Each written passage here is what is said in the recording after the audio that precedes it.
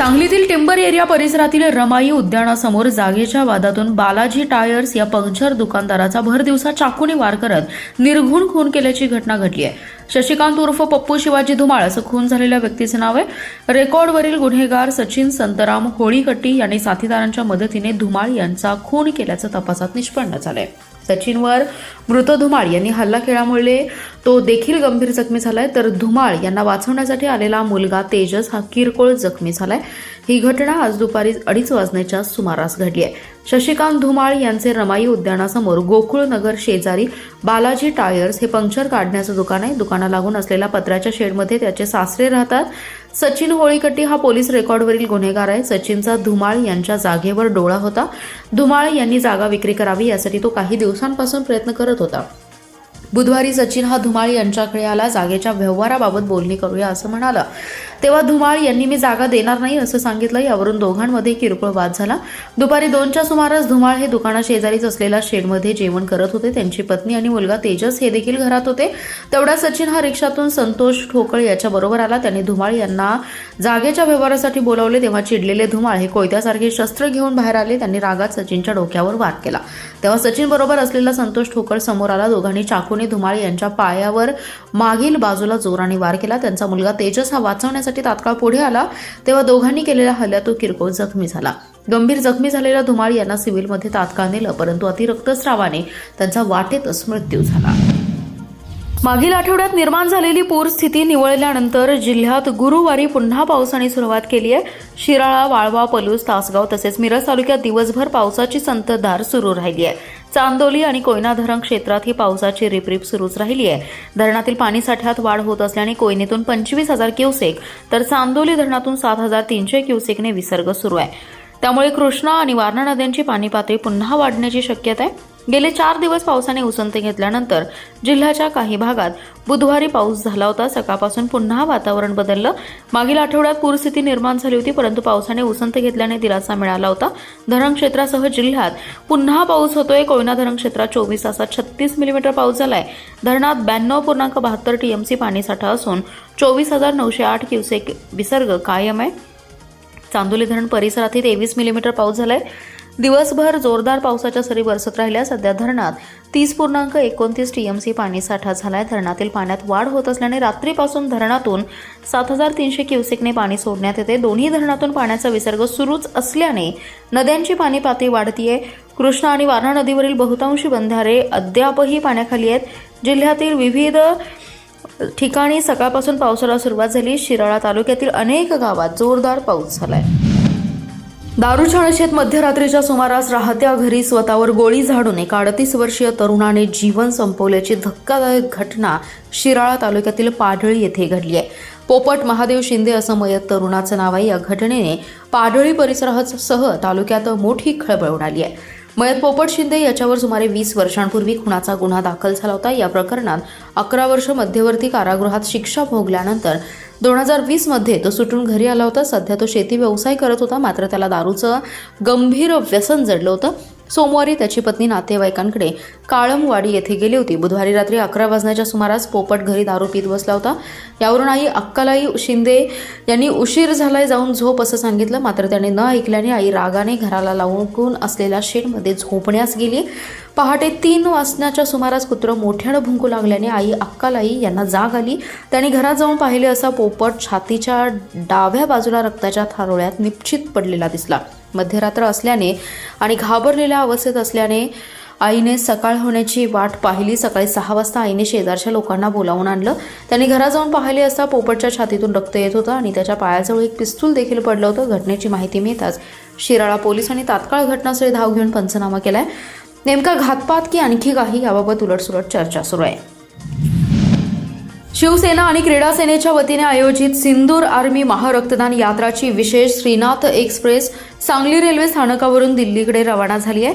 भारतीय सैनिकांप्रती कृतज्ञता व्यक्त करण्यासाठी 9 ऑगस्ट क्रांती दिनानिमित्त ही सिंदूर आर्मी महारक्तदान यात्रा आयोजित करण्यात आली आहे.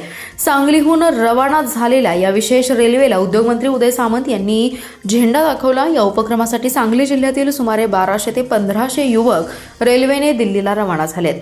8 ऑगस्ट रोजी 500हून अधिक युवक तर 9 ऑगस्ट रोजी सुमारे 700 शिवसैनिक आणि क्रीडा क्षेत्रातील युवक भारतीय सैनिकांसाठी दिल्ली रक्तदान करणार आहेत। 9 ऑगस्ट रोजी सायंकाळी संरक्षण मंत्री राजनाथ सिंग प्रमुख पाहुणे या क्रांती दिनाच्या कार्यक्रमाला प्रमुख पाहुणे म्हणून उपस्थित राहणार आहेत। तसेच उपमुख्यमंत्री एकनाथ शिंदे, शिवसेनेचे सर्व 13 खासदार आणि पक्षाचे प्रमुख नेतेही या कार्यक्रमात सहभागी होणार आहेत। उपमुख्यमंत्री एकनाथ शिंदे यांच्या संकल्पनेतून राबवण्यात येणाऱ्या या उपक्रमामुळे सैनिकांप्रती कृतज्ञता व्यक्त करण्याचा अनोखा संदेश दिला जाणार असून सांगली जिल्ह्यातून मोठ्या संख्येने युवक या यात्रेत सहभागी होणार आहेत। मराठा समाजाचे दाखले रद्द झाल्याचे गैरसमज पसरवले जात आहेत। उपमुख्यमंत्री एकनाथ शिंदे यांनी मराठा समाजाला आरक्षण दिले। मुख्यमंत्री फडणवीस देखील मराठा समाजाला न्याय देत आहेत, त्यामुळे मराठा समाजावर सरकार अन्याय करणार नाही। जरांगे पाटील यांचे काही गैरसमज झाले असतील तर ते दूर केले जातील असं मत उद्योगमंत्री उदय सामंत यांनी व्यक्त केले। पुरासाठी लोकांसाठी बचाव कार्य करणं सोपं व्हावं यासाठी उदय सामंत यांनी सांगलीला एक यांत्रिकी बोट दिली आहे, याचं लोकार्पण उदय सामंत यांच्या हस्ते करण्यात आलं। यावेळी ते बोलत होते। ते पुढे म्हणाले, मनोज जरांगे पाटील यांच्याशी मी बोललोय, मराठा समाजावर कोणताही अन्याय होणार नसल्याचं सांगितलंय। एकनाथ शिंदे मुख्यमंत्री असताना मराठा समाजाला आरक्षण दिले। मुख्यमंत्री देवेंद्र फडणवीस यांनी देखील मराठा समाजाच्या मागण्यांना न्याय देण्याचा प्रयत्न केलाय। काही दाखले रद्द झाले, त्यामध्ये राजकीय अस्तित्व पणाला लावून यावर मार्ग काढू, मनोज जरांगे पाटील यांचा झालेला गैरसमज दूर करू। उदय सामंत म्हणाले, शिवसेनेला न्यायालयात योग्य तो न्याय मिळेल, परंतु न्यायालयाच्या बाहेर राहून खासदार संजय राऊत यांनी निकाल आमच्या बाजूला लागणार आहे हे वारंवार सांगून न्यायालयावर दबाव आणण्यासारखा प्रकार आहे।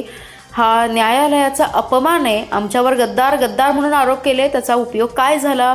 महापालिकेच्या निवडणुकीत 7व्या नंबरला, जिल्हा परिषद पंचायत समितीला 7वा नंबर, विधान परिषद निवडणुकीत मागे मतदारांनी बाळासाहेबांचा विचार स्वीकारला होता, तो एकनाथ शिंदेंच्या माध्यमातून स्वीकारलाय हे मतदारांनी सिद्ध केल्याचा टोलाही सावंत यांनी लगावलाय।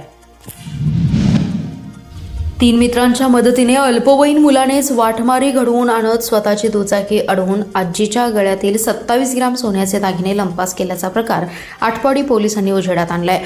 दिघंजी पळसखेळ रस्त्यावर झालेला वाटमारीचा छडा लावत या प्रकरणी फिर्यादीच्या मुलासह 3घांना अटक करून 2 दुचाकी सोन्याचे दागिने असा 2,15,000चा मुद्देमाल पोलिसांनी हस्तगत केलाय।